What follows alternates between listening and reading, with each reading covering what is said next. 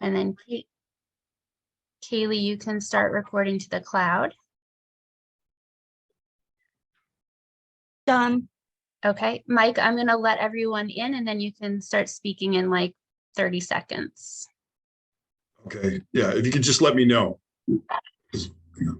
I would just count to 5 and start talking. All right, here we go. I'm gonna let everyone in. And we're good. Good to go. Okay. Before we start the webinar, DRCT staff needs to enable interpretation.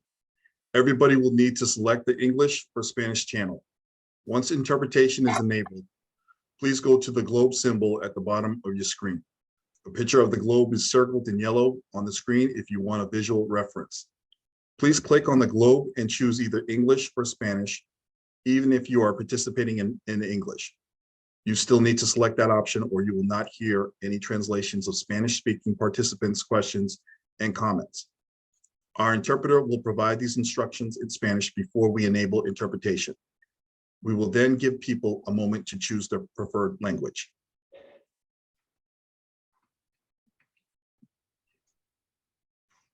Sí, buenas tardes. Antes de empezar la reunión, queremos dar saber que hay interpretación en español en la reunión esta tarde.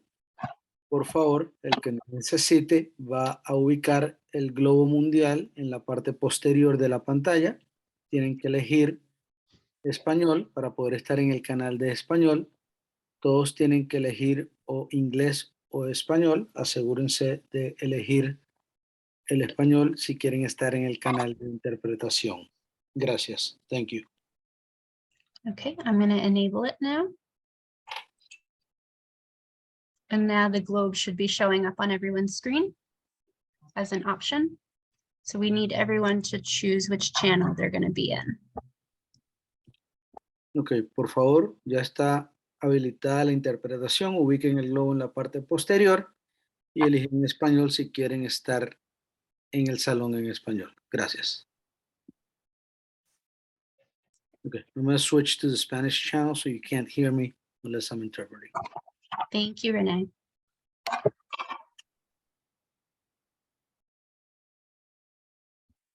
Give everyone a second to do that. And then Mike, I think you're good to go. Okay, thanks. So good afternoon, everyone, and welcome to today's presentation on the ADA, Section 504 and IDEA, Know Your Rights. Today's webinar is funded by a grant from the Connecticut Developmental Disabilities Council. My name is Mike Wilby. I'm the Strategic Partnerships Manager at Disability Rights Connecticut and will be today's facilitator. My pronouns are he and him. I'm a Black male. I have on black rimmed glasses and I'm wearing a white shirt with a blue tie with white squares and blue pants. Before we get started, I would like to discuss a few housekeeping items. If you have a question or comment, please use the raise your hand feature and you will be unmuted by the moderator. It can be found in the reactions icon at the bottom of your screen. Please remember to introduce yourself before you speak. If you want to hear the meeting in Spanish, please click on the interpretation icon at the bottom of your screen and choose Spanish. There'll be real-time captioning in English. There will also be live captioning in interpreters providing in the following languages: American Sign Language and Spanish. Make sure you are in speaker view. If you experience any difficulties accessing any of these accommodations, please put a note in the chat and we will respond as soon as possible. Finally, if you have a general question, please send it to the chat box as well, and we will try to respond to it. I would like to begin today's presentation with a land acknowledgement.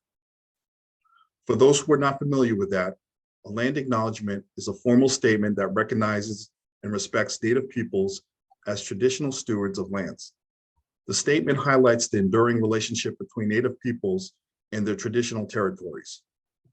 The statement that I'm about to read comes from the University of Connecticut's Native American Cultural Programs.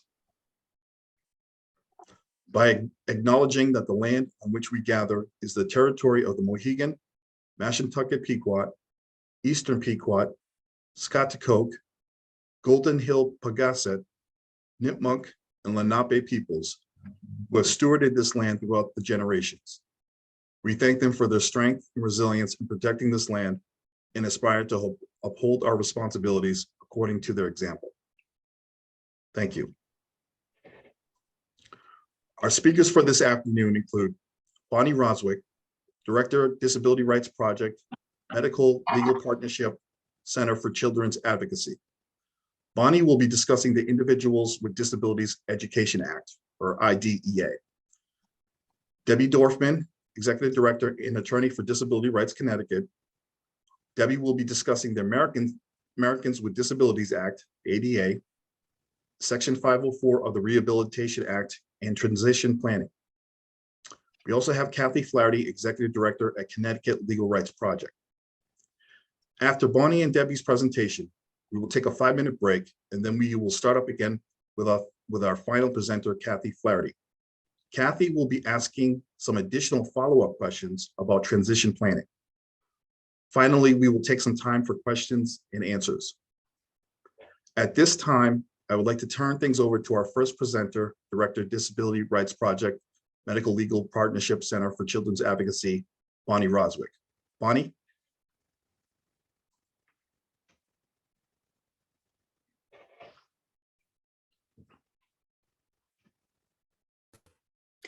Thank you so much, Michael. And thank you everyone for joining us this afternoon on this beautiful Friday.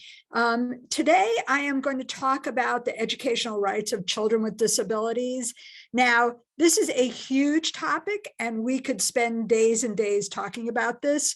But if nothing else, please remember that the most important thing to take away is that you have the right to make sure that your child is getting the appropriate education.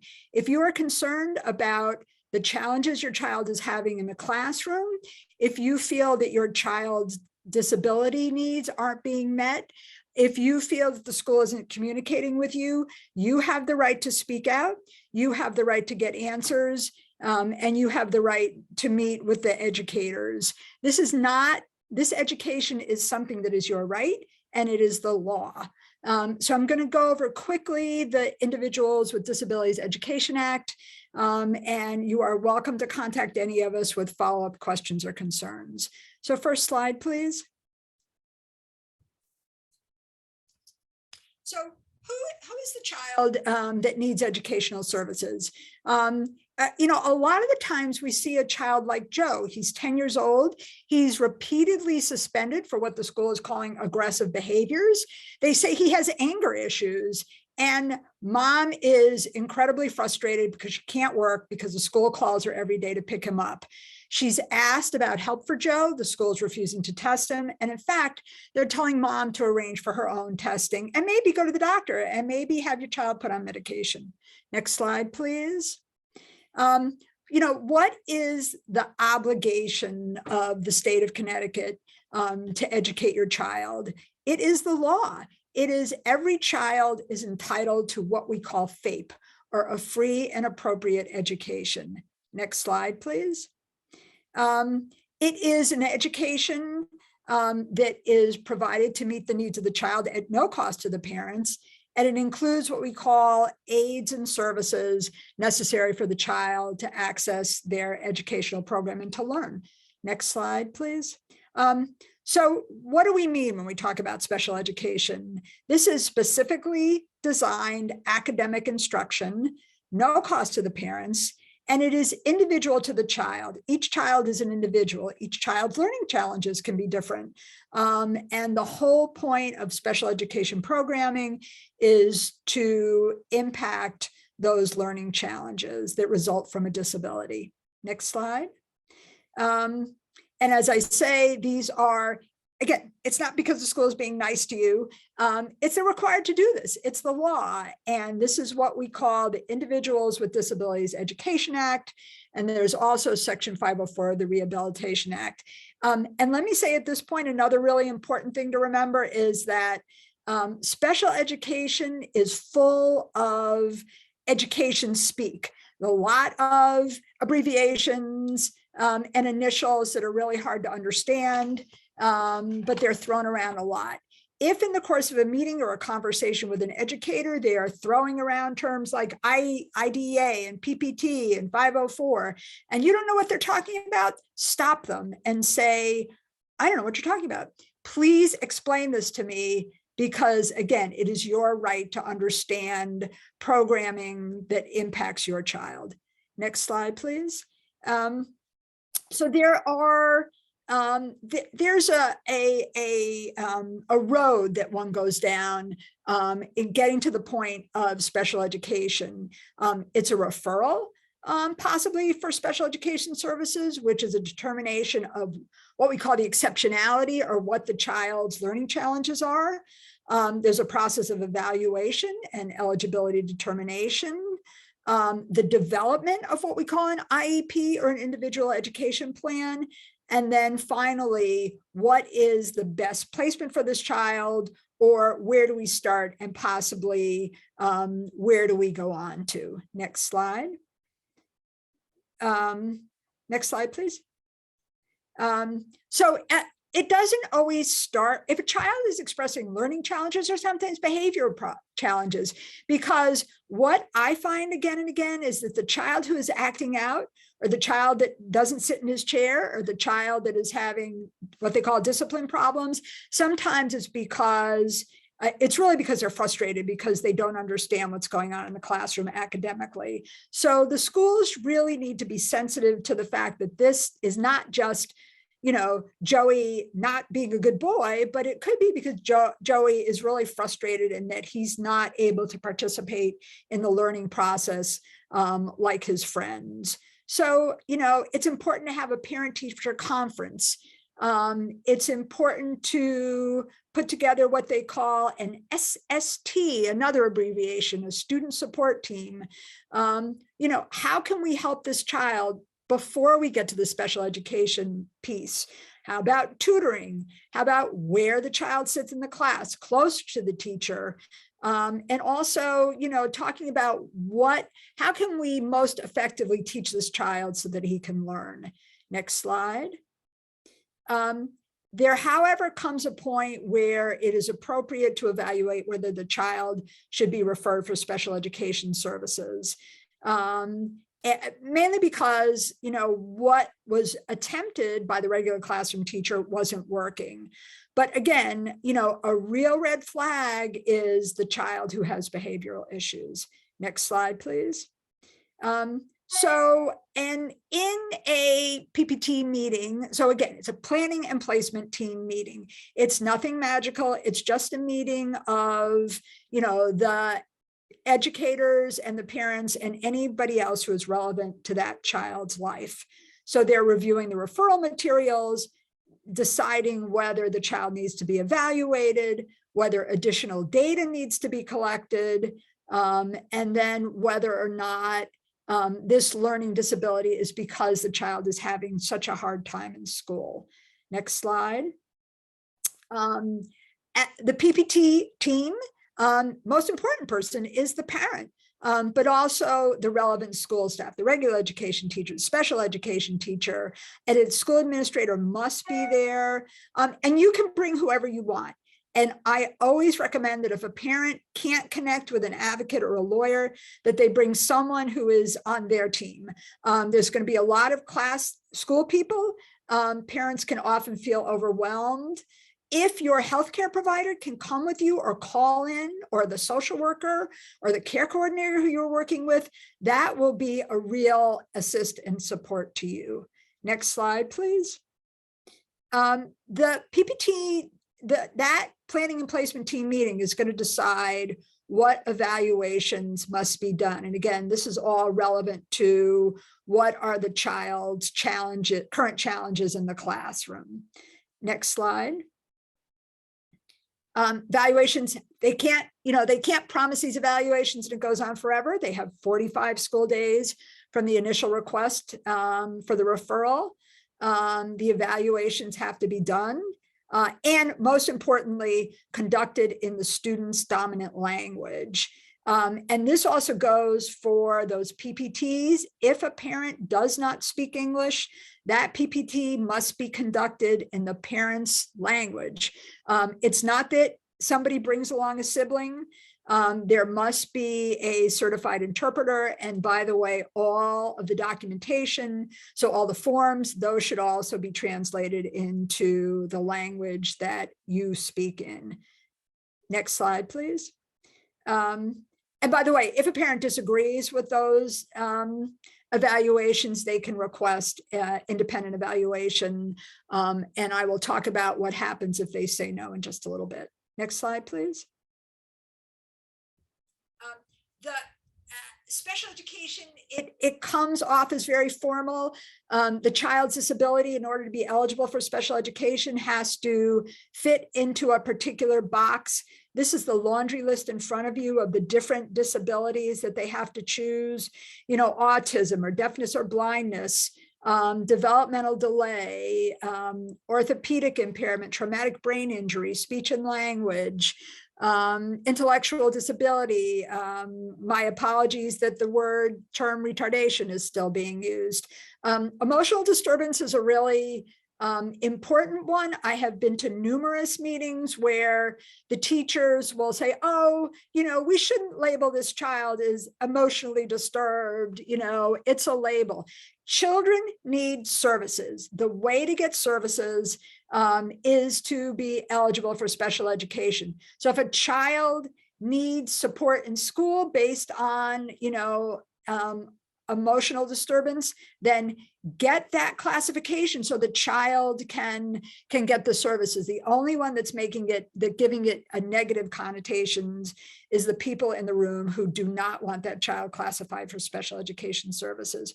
But all of these are the door openers to special supports that the schools are obligated to provide. Next slide, please. After a determination is made that the child's eligible for special education, what we call individualized education plan, or IEP, it's one of those terms that's thrown around, is developed.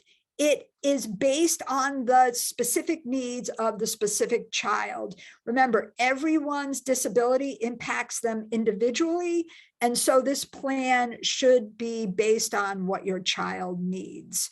Next slide. And this just goes into a little more depth. But the nice thing is that, you know, we see the IEP as a roadmap. What are the child's challenges?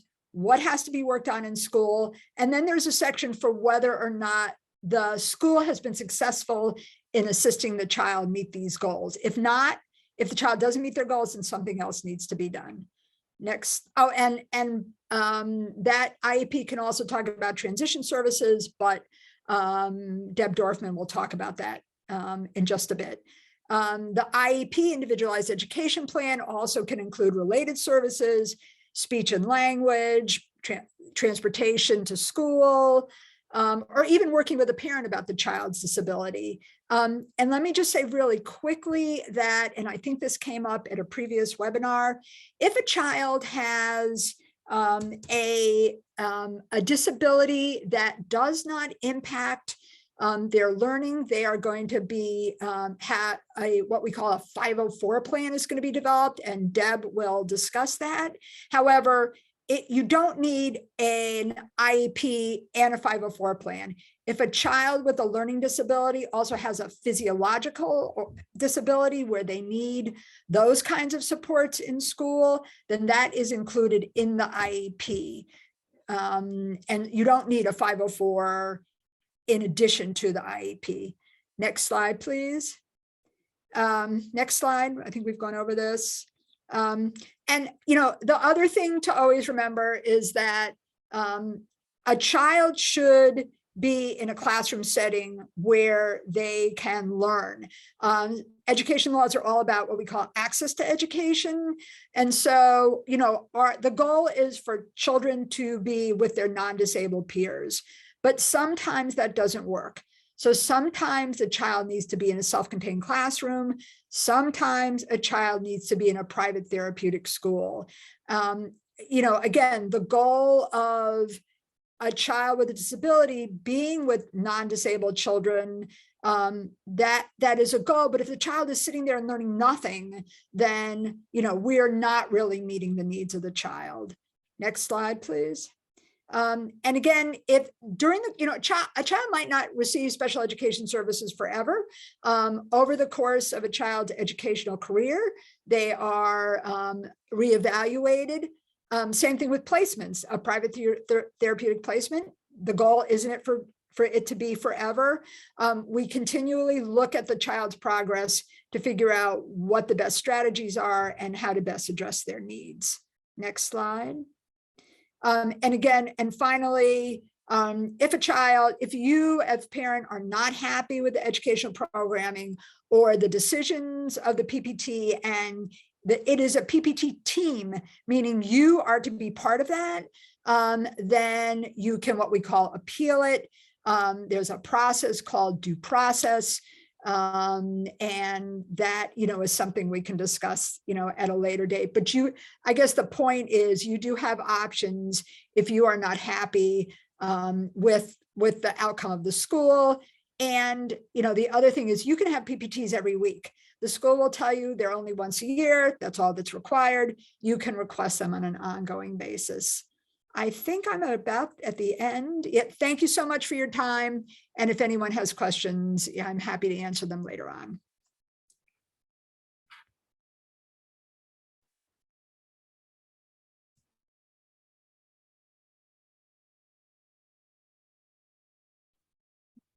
Thank you, Bonnie. I think now we're going to move on to discuss children's rights under the Americans with Disabilities Act and under Section 504 of the Rehabilitation Act. And my name is Debbie Dorfman. I'm the Executive Director and one of the attorneys at Disability Rights Connecticut. And I'm very happy that you're joining us today. So Bonnie just went over what the special education laws are. An overview of the IDEA, or Individuals with Disabilities Education Act. And now what I'm going to do is, I'm sorry, could you go back? Thank you. To talk to you first about the Americans with Disabilities Act, or otherwise known as the ADA. And we have a lot of acronyms, so I'm sorry about that. I'll try to describe each one. But the ADA is an anti-discrimination law for people with disabilities. And it applies to adults, but it also applies to children, including students who are in elementary and secondary education. And that's what we're going to focus on today. And the ADA is a civil rights law and prohibits discrimination against students and people with disabilities generally. Next slide, please.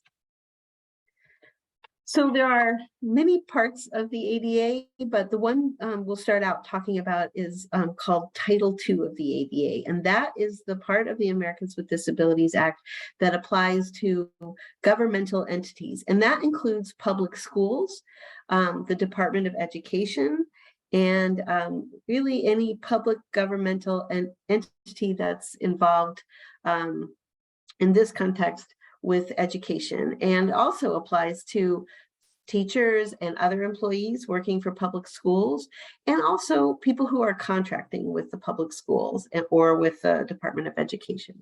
So it's pretty broad.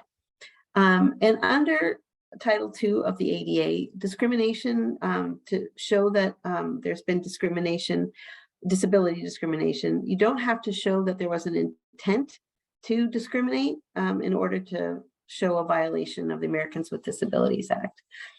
And basically the key point of Title II is that people with disabilities cannot be excluded from participation or be denied the ability to receive the benefit of services, programs, or activities that a public entity provides. And again, that includes a public school. Next slide, please.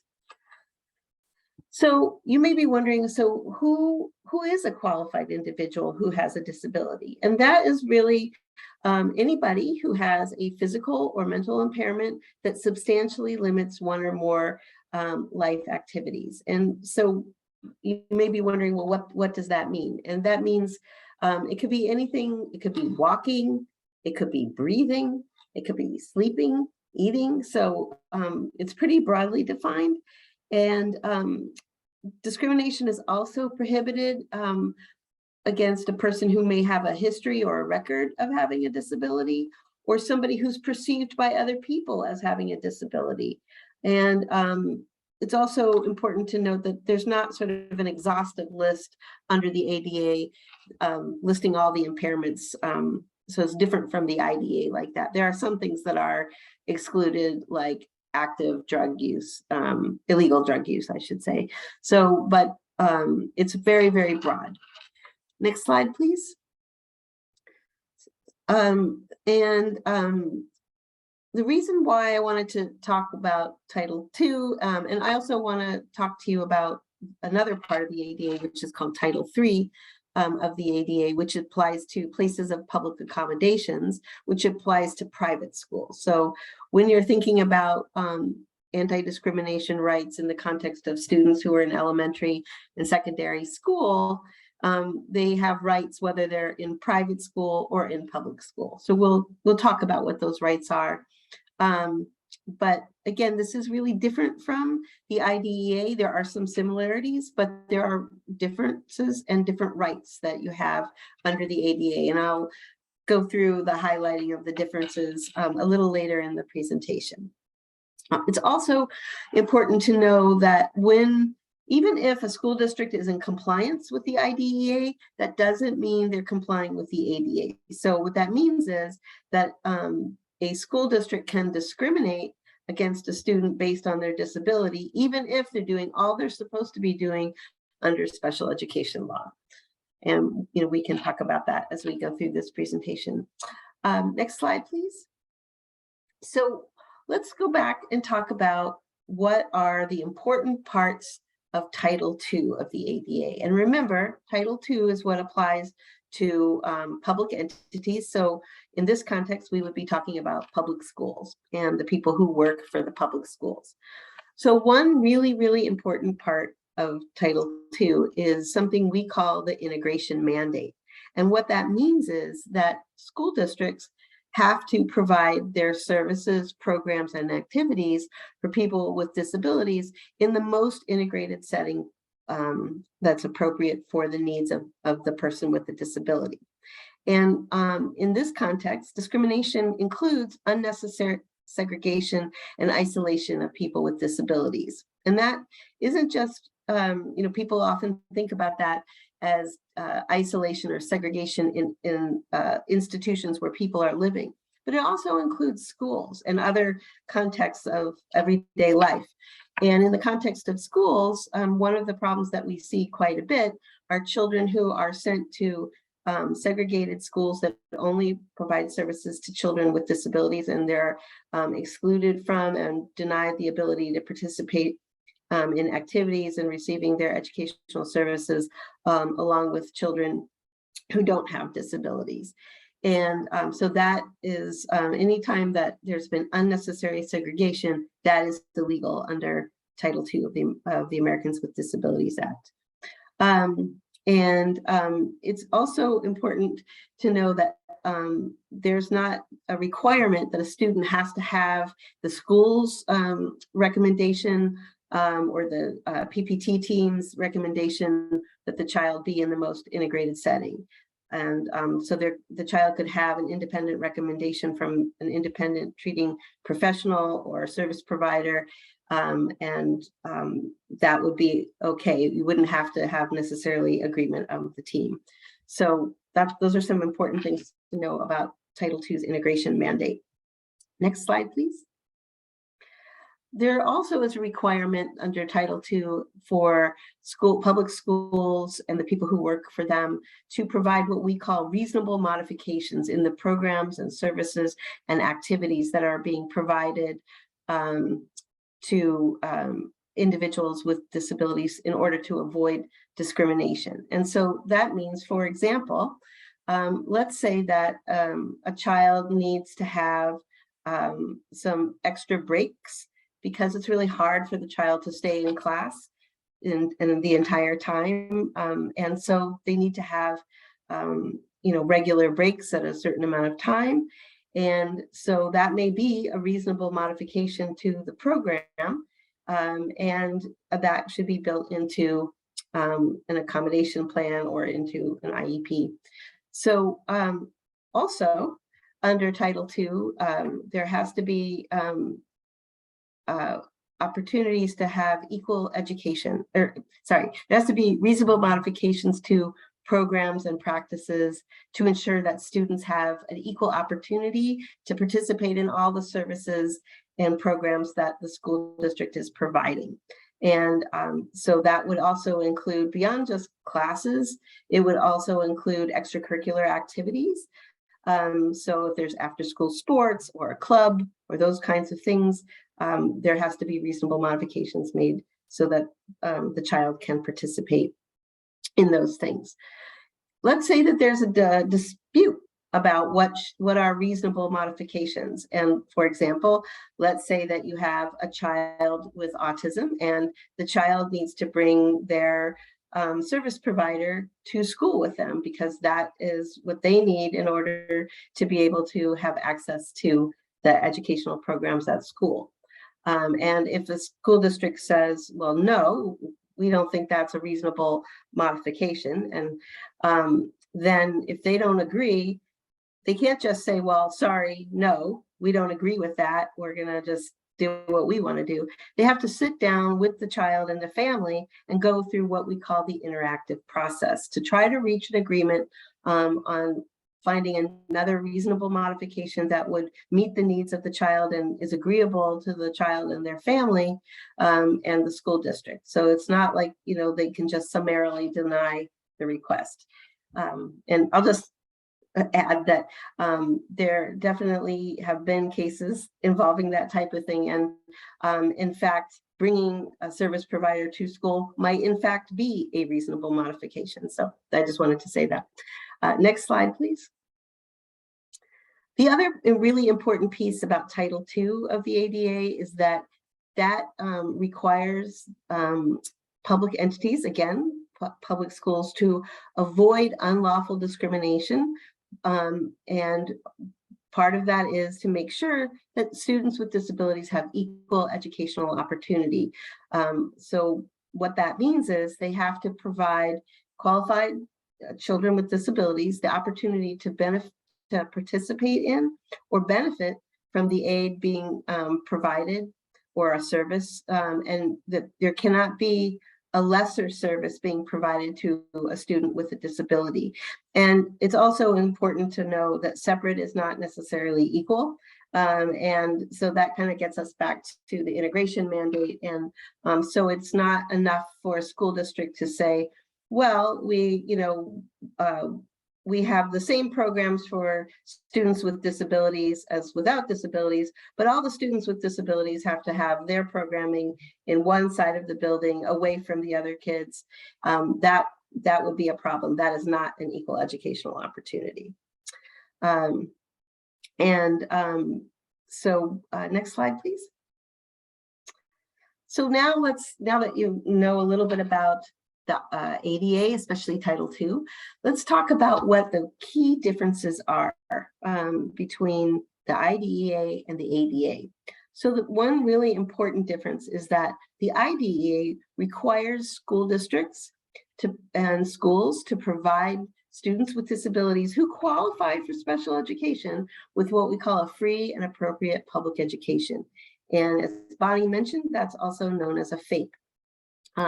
There are no anti-discrimination provisions under the IDEA because that's not the point of the IDEA. It's not an anti-discrimination statute. The ADA, however, as I mentioned earlier, is an anti-discrimination statute. So what it does, again, as we said earlier, it prohibits discrimination based on disability. And one important difference is that it applies to, and I think Bonnie mentioned this as well, but it bears repeating, is that the ADA and the right to have reasonable modifications and the right to receive services in the most integrated setting and the right to receive an equal educational opportunity applies to all individuals who are qualified individuals with disabilities under the ADA. And it doesn't matter whether or not they qualify for special education. There are many students with disabilities who don't qualify for special education, but that doesn't mean that they should be subject to discrimination or not have equal educational opportunity. And that's what the ADA guarantees. The ADA also does not include any FAPE requirement. That's not what the ADA is focused on. Next slide, please. Here's some more differences. So one thing that under the IDEA is that the FAPE, remember that's the free appropriate public education, must be provided in what we call the least restrictive environment. And it's important to know that the least restrictive environment is not necessarily the most integrated setting under the ADA. And so, to illustrate this, when under the IDEA, the PPT team is deciding what is the least restrictive environment for the student to get a free appropriate public education, they can do things like consider the impact that the student is having in a particular setting with other students. And they're considering the placement, the least restrictive environment placement based on what is needed for the child to get the free appropriate public education. But that's not what the focus is under the ADA. Instead, under the ADA, the services have to be provided in what we call the most integrated setting. And so importantly, that does not allow for the consideration of how the student will have an impact on other students in their classroom or at their school. And in fact, such a consideration is probably prohibited. And so there has to be a completely different analysis and determination of what is the most integrated setting. And so, sorry, I'm talking much all the time. So I will just wrap up to say that, it's really important to know that there's a difference between the IDEA and the ADA. And if you have questions about those differences or what your rights are under those or your children's rights are, please don't hesitate to reach out to DRCT and we'll be happy to explain and provide you guidance. DRCT has a new free statewide special education clinic. And so if you would like more information about that, you can visit our website and you can also call or go online to make an appointment for that. And I see that we're needing to take a break, so I will be quiet now. Thanks, Debbie. At this time, we're going to take a 5-minute break. And when we come back, we will start up with Executive Director at Connecticut Legal Rights Project, Kathy Flaherty. Thank you.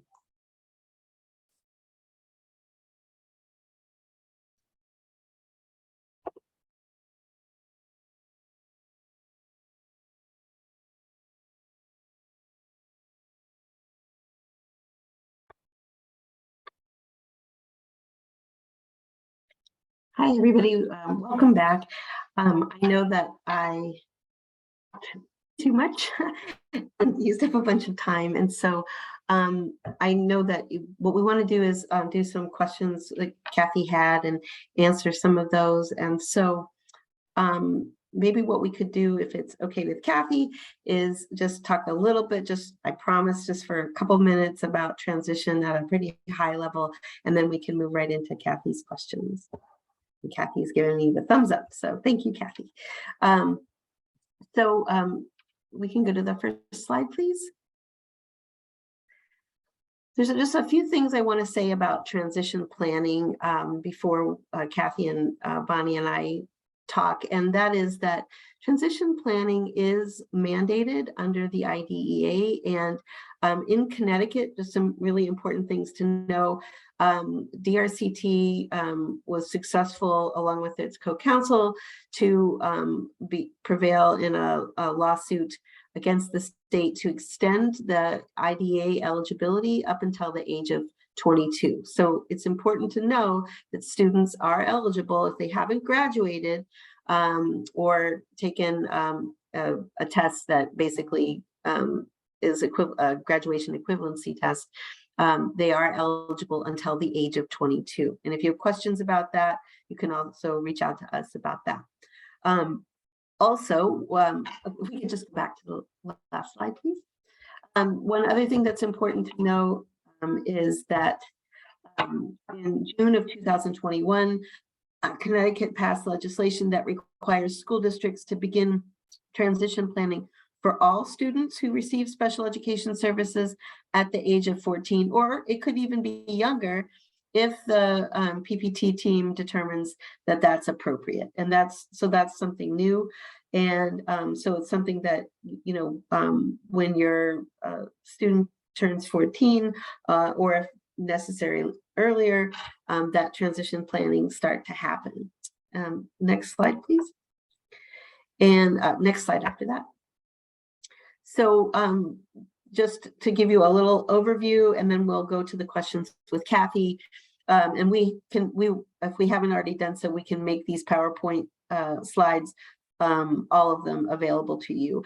But just so you all understand that transition services are very broad, and that includes things like activities that are coordinated to help a student learn about transitioning from being in school to being a young adult and working, and there has to be a plan, and it has to be results oriented. There has to be different goals and services that are provided so that the student who is transitioning will have the opportunity to learn about opportunities for when they graduate and decide what they would be interested in doing. So for example, do they want to go to college? Do they want to get a job in integrated employment? Do they want to live independently? Those types of things. And so I'm going to just leave it there. I apologize that we didn't have time to go through everything, but I want to make sure that we have enough time to talk with Kathy. So I'll turn this back over to Kathy. Thank you. Thank you, Deb. And I want to thank both you and Bonnie for the information that you've provided to everybody so far today. I will quickly introduce myself. My name is Kathy Flaherty. I'm the Executive Director of Connecticut Legal Rights Project, and we provide legal services to adults who are eligible for mental health services from the state of Connecticut Department of Mental Health and Addiction Services, or DEMAS. So while there are people in my office who represent older students in transition age 18, I'm not one of them. So I am sitting here in the audience along with all of you, learning from both Deb and Bonnie. So I'm going to pose a couple questions, and then I encourage other people to either type your questions into the chat where someone from staff will read them, or raise your hand. But one question I have is, we talk about, centering the student. And if the child doesn't want to be at the PPT, are there ways for the student to participate in that transition planning process? I think the answer is absolutely, Kathy. This process is for the young person, and they should absolutely be comfortable with that process. So, and that comfort zone is probably relative to their disability or their, emotional challenges, their intellectual challenges. So if they want to communicate, if they're not comfortable, no one should drag them into this meeting. It's for them. So if they want to write something out, if they want to have a conversation with the parent or with a trusted school person, then they should have that opportunity. Their voice is really important in this process because it's all about them and their future. But it's, no one should ever accept, oh, we can't have this meeting because the child is not comfortable physically being in the room. It's very intimidating. It's intimidating for the parents. So that's my thought. And I wholeheartedly agree with Bonnie. It is their meeting, and you know, in addition to what Bonnie was saying, I'd say a couple of other things, which is that, you know, if the child needs reasonable modifications so that, you know, the child can participate, then that's on the school to make sure that that's happening. And that should be part of the discussion rather than, and I've been to plenty of PPT meetings where they say, well, you know, this child X or Y, they don't want to come. So, oh, well, we're just going to talk without them. And that's just, you know, it's not cool. It's not right. And it's not what the IDEA intended. And so I totally agree with Bonnie. And, you know, also sometimes what happens is that there can, you know, even though it's supposed to be about transition, but, you know, if the child, for example, has a disability that affects their behavior, a lot of times, you know, time is spent, you know, insulting the child, putting the child down because they engaged in bad behavior or what they are being called bad behavior, and not really talking about how can we support the child so that the child can actually participate and, you know, benefit from transition services rather than, you know, what the child's done wrong. So Thank you both. This is Kathy again. If I'm a parent of a child and we've started transition planning for my child at age 14, and maybe they're in 8th or 9th grade at that point, how do I know as a parent whether that plan should be changing during those 10th and 11th grades in high school, because things may have gotten off track, or the plan may have changed. The student may have changed what they envision their life to be.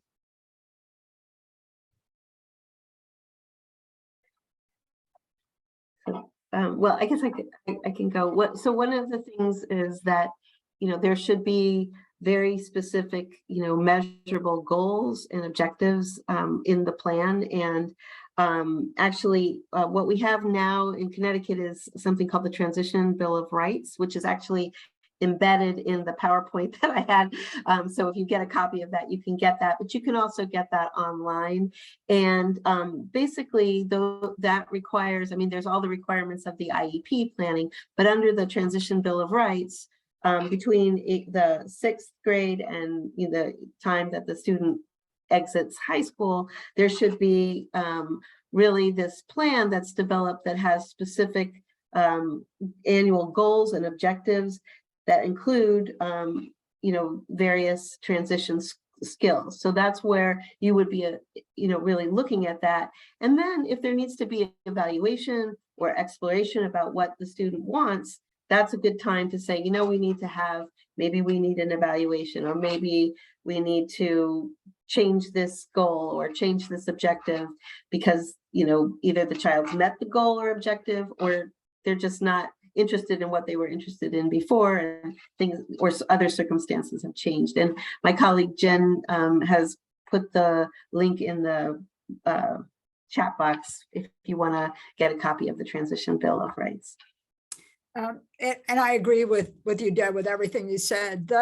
The transition planning, which is supposed to start at age 14, and that is, the schools rarely do it. It's sort of an afterthought the child's senior year of high school, which is really hugely problematic. But that, you know, when they are still in junior high or high school, transition planning is all about what services and supports does a child need to have a productive career life following their time, you know, under the umbrella of the public school system.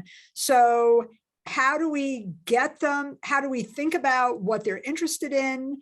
And then once they graduate from high school, but are in those transition years from age 18 to age 22, how do we put some of those services, or how do we, that specific career path, you know, how do we put that into place? So the child from age, you know, 14 to 18 is still in regular special education classes, but the overlay is, what else do we need to do or be thinking about for the point of time where that child is really getting into the area of, you know, skill training or vocational training, or, you know, academic support, so that they can have a step after high school, after the public school experience is over. I think at this point, I want to open it up to any questions from the floor. I want to thank Bonnie and Deb for addressing some of the questions that I had. But I know I've seen at least a couple people may have put some things in the chat, so I'll turn it over to someone at DRCT to handle that. So we do have one question in the chat from Lisa. It says, I hear what you're saying about I hear what you're saying about this about the student, but a parent can barely run a PPT. Even when my son was able, his therapist said the stress wasn't good. We went toe to toe to get services, and fighting for his services was not a pretty sight for my son. So, yeah, I mean, unfortunately, I'm so sorry to hear that, but, you know, I don't mean to be cynical, but I'm not surprised to hear that. I've been doing these types of cases around the United States, and unfortunately, it's the same thing all over the place. And so that's why it's important for parents to know what their rights are and also be able to enforce the rights if they have to. And, you know, there's always, you know, going to a due process that can be pretty expensive, but there's also other options in case you need to enforce your child's rights if you aren't getting cooperation from the school. And so one of the things is you can file a complaint with the state Department of Education. You can also file complaints with the United States Department of Education Office of Civil Rights. It's called an OCR complaint. And you also can file a complaint with the United States Department of Justice. So those are just some options. And, you know, if people want to learn more about their options, or if you're having this kind of problem, you know, feel free to contact us at the Special Education Clinic, and we'll be happy to talk with you and give you some counsel and advice about how to handle that situation. The next question asks, if a child has a guardianship because of their developmental disabilities, can they vote?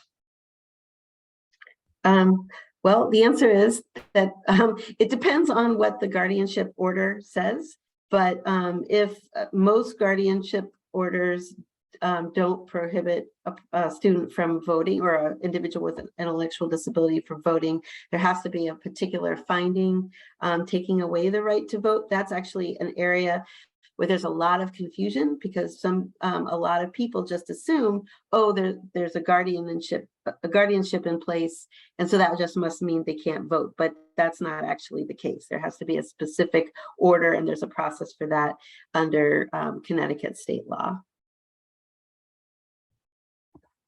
Can I move on to the next question, or does anybody else want to? Okay.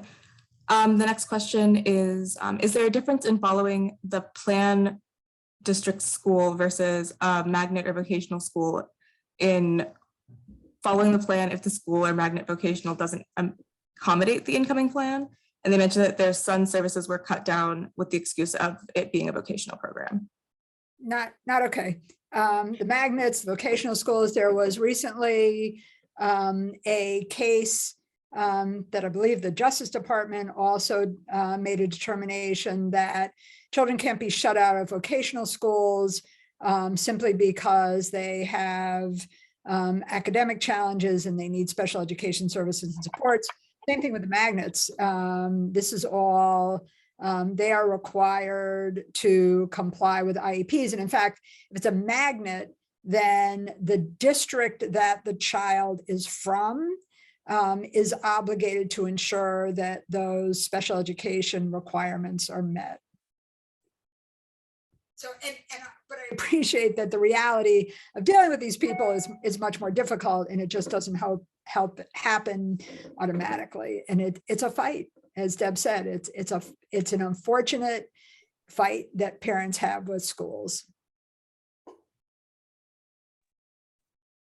The person asked a follow-up question asking, can the vocational school remove a previous program?